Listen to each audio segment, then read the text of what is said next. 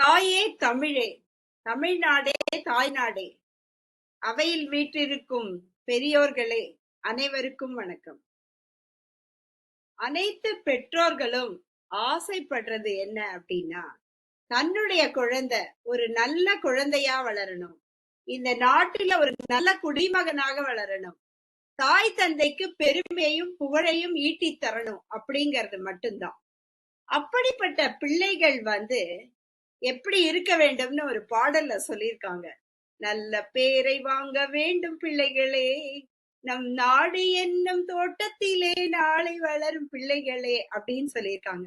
அப்படிப்பட்ட பிள்ளைகள் இந்த கலாச்சாரத்தை எப்படி காப்பாத்தணும், எப்படி இந்த கலாச்சார பண்புகளோட வளரணும், எப்படி நல்ல மதிப்போடையும் புகழோடையும் நல்லா வளர்ந்து வரணுங்கிறது ஒவ்வொரு தாய் தந்தையருடைய கனவு. ஆனா இந்த குழந்தைகள் வளர்வதுல நிறைய சவால்கள் இருக்கு. என்னென்ன சவால்கள் அப்படின்னு பாத்தீங்கன்னா, முதல்ல வர்றது அவர்கள் வளர்ந்து வருகின்ற அந்த சூழ்நிலை.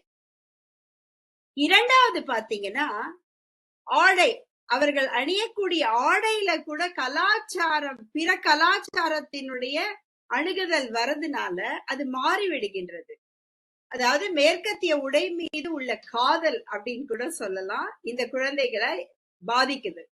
அடுத்தது பாத்தீங்கன்னா, கணினி காலத்துல மாறுபடும் ரசனைகள், பிற நாட்டெல்லாம் பாக்குறாங்க, பிற தேசத்துல எப்படி இருக்காங்கன்னு பார்க்கும்போது இவங்களுடைய கலாச்சார அணுகுமுறையும் ரசனையும் மாறிவிடுகின்றது. அடுத்த சவால் என்ன குழந்தைகளுக்கு அப்படின்னு பாத்தீங்கன்னா, முக்கியமானது அந்த கலாச்சாரத்தை பற்றிய புரிதல் அவங்களுக்கு இருக்கா, எந்த அளவுக்கு நம்முடைய தாய்மொழியினுடைய நம்முடைய தேசத்துல நம்முடைய நாட்டினுடைய கலாச்சாரம் என்ன அப்படிங்கறது பற்றிய புரிதல் அவங்களுக்கு இருக்கா அப்படிங்கிறது ஒரு பெரிய சவாலா இருக்கு. அடுத்ததாக பாத்தீங்கன்னா, கலாச்சாரத்தை பற்றிய தகவல் அவங்களுக்கு எந்த அளவுக்கு கொண்டு போய் சேர்த்திருக்காங்க பெற்றோர்கள், எந்த அளவுக்கு அவங்க தெரிஞ்சிட்டு இருக்காங்க அப்படிங்கிற அந்த இன்ஃபர்மேஷன் அவங்களுக்கு எந்த அளவுக்கு போய் சேர்ந்திருக்குங்கிறது ஒரு பெரிய சவால். அடுத்ததாக பெற்றோர்கள் கூட இந்த காலகட்டத்துல தன்னுடைய கலாச்சாரத்துல இருந்து மாறி வந்திருக்காங்கிறது ரொம்ப உண்மை. நம்ம கூட ஆடை அணியிற விதம் எல்லாமே மாறி இருக்கு இல்லையா? அதே போலதான் நம்ம பெற்றோர்களுடைய மாறுபாடு எப்படி குழந்தைகளை மாறுபடுத்தி இருக்கு, என்னென்ன சவால்கள் அவங்களுக்கு இருக்குங்கிறதுக்கான விடைகள் எல்லாம் நான் மீண்டும் வரும்போது உங்களுக்கு சொல்றேன்.